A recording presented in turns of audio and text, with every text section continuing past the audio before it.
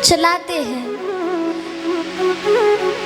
आपके ही वजह से मैं बोल पाता हूँ, मैं चल पाता हूँ, वरना मेरा जैसा छोटा बालक क्या ही बोल पाएगा। इस प्रकार महाराज ध्रुव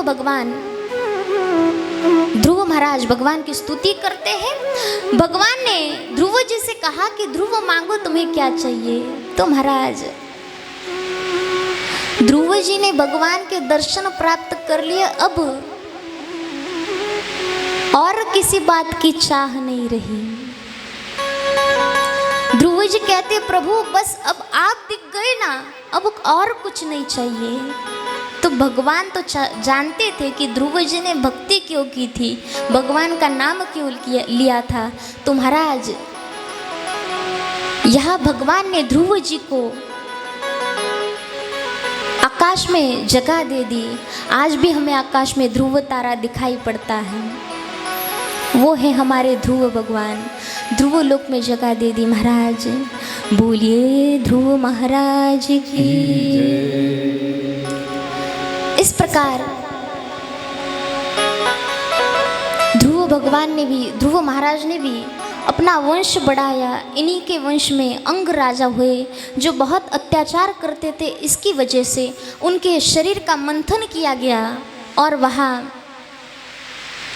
महाराज उनका भी वंश बढ़ा,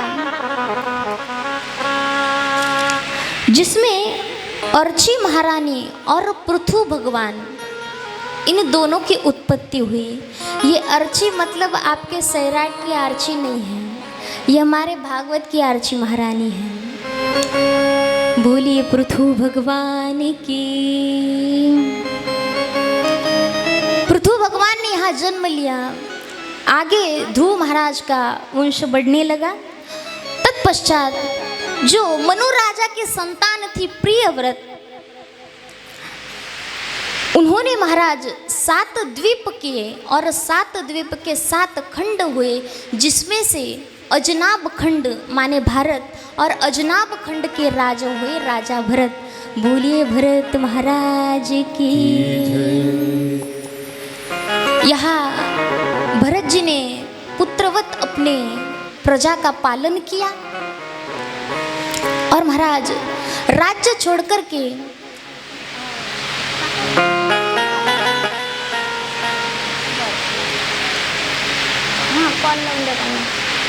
तो महाराज इस प्रकार जो भरत जी महाराज थे उन्होंने पुत्रवत अपने प्रजा का पालन किया।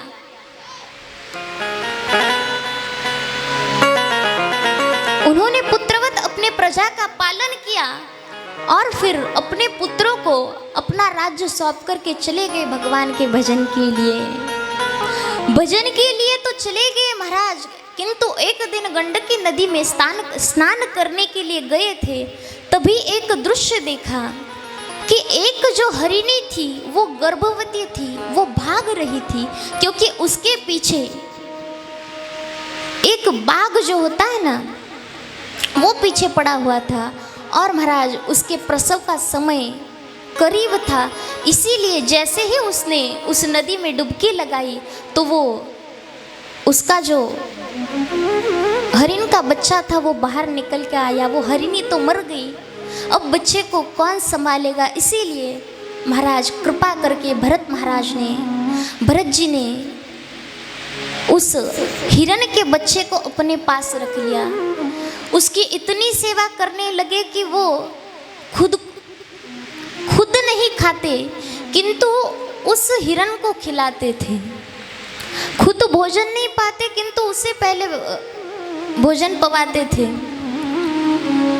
अगर वो कहीं चला जाए ना तो उसके पीछे पीछे भागते थे महाराज। किसी भी जीव पर दया करना अच्छी बात है किंतु अपना अस्तित्व कभी भी भूलना नहीं चाहिए। यहाँ भरत जी भजन करने के लिए आए थे किंतु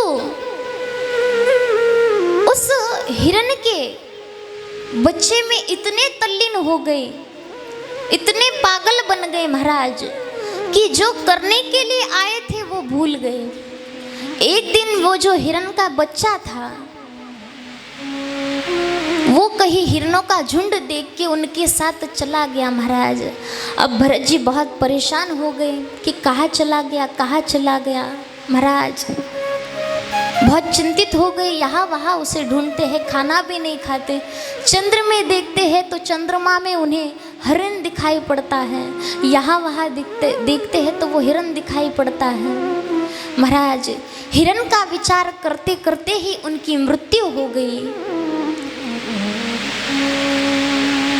और कहा जाता है कि मरते समय जिस वस्तु एवं व्यक्ति का विचार करते हुए हम प्राण त्याग दें, अगले जन्म में वही योनि में हम जन्म प्राप्त करते हैं। यहाँ भरत जी का कुछ ऐसा ही हाल था। भरत जी ने अपने प्राण हिरण हिरण करके त्यागे थे महाराज, उस हिरण में उनके प्राण अटके थे। जन भरत राजा हरनी गर्भ गेला, जन भरत राजा हरनी गर्भ गेला।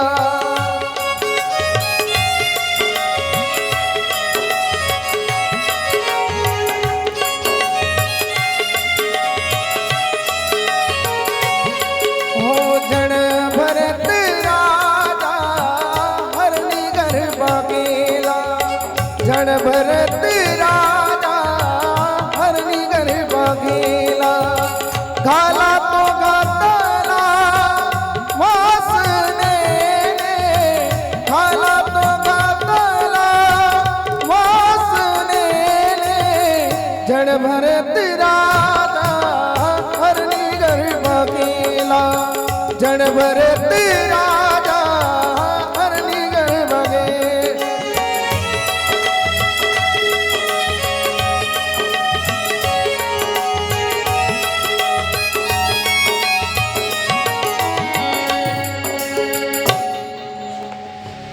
बोलिए शिवा के बिहारी लाल की, श्री राधे रानी सरकार की, भागवत महापुराण की, भरत जी महाराज की जय। जय श्री राधे, जय जय श्री राधे, जय जय श्री राधे श्याम। इस प्रकार महाराज जी, जो भरत महाराज थे, उनको दूसरा जन्म हिरण का ही मिला। अब महाराज वो हिरण का जन्म भी गवा दिया। तत्पश्चात एक ब्राह्मण के घर में जन्म लिया। और तब महाराज पूरा ध्यान था कि अब जो जन्म मिला है वो गवाना नहीं है, इसीलिए भगवान का भजन करना पड़ेगा। अब मैं इस बार भगवान को नहीं भूल सकता, अब मैं किसी भी माया के जाल में नहीं फंसूंगा। पूरा निश्चय कर लिया महाराज। एक ब्राह्मण के घर में आ गए और ऐसी स्थिति थी भरत महाराज की, जैसे पागल लोग होते हैं ना, गूंगे बहरे लोग होते हैं, जिन्हें अगर हम हाँ कहे तो हाँ कह देंगे, ना कहे तो ना कह देंगे। उस प्रकार अपनी स्थिति बना ली थी। पिताजी उन्हें सिखाते थे,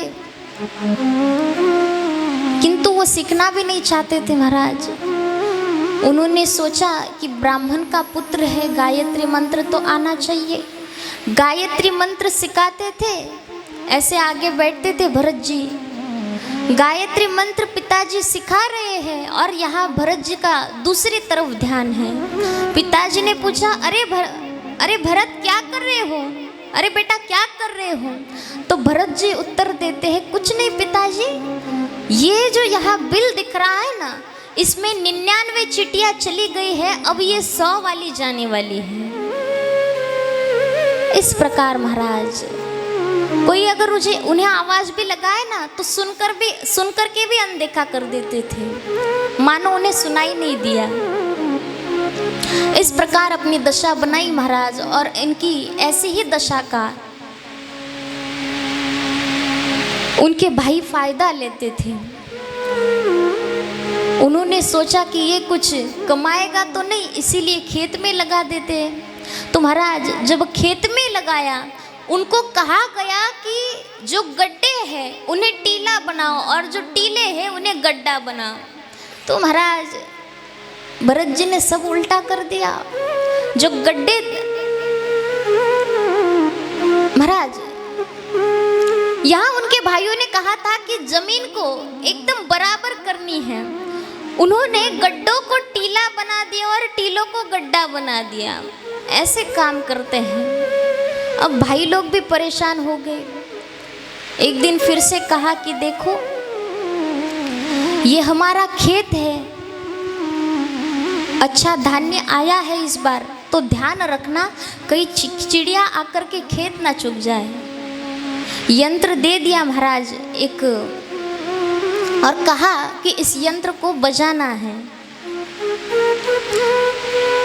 महाराज भाई कह करके चले गए। अब यहाँ भरत जी वो जो यंत्र हाथ में बजाने के लिए दिया था, वो क्यों दिया था कि जब चिड़िया आएंगी तब बजाना है। भरत जी ना रुकते हुए सिर्फ वो यंत्र बजाने लगे। अब चिड़ियों को ऐसे लगा कि ये कोई यंत्र है, बज रहा है, बजने दो। सारी चिड़िया आकर के खेत चुग गई। महाराज राम जी की चिड़िया राम जी का खेत, राम जी की चिड़िया राम जी का खेत, खाओ रे चिड़िया भर भर पेट, अरे खाओ रे चिड़िया भर भर पेट। ऐसे कहते हैं महाराज। दाने दाने पे लिखा होता है खाने वाले का नाम। मैं इनको क्यों रोकूं भला? राम जी का ये पूरा जगत है, राम जी ने सबकी व्यवस्था की है, तो मैं इनको क्यों रोकूं? अरे खाने देते, इसमें मेरा क्या जाता है? ये संसार तो राम जी का है।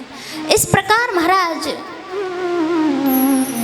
एक दिन इन्हें राजा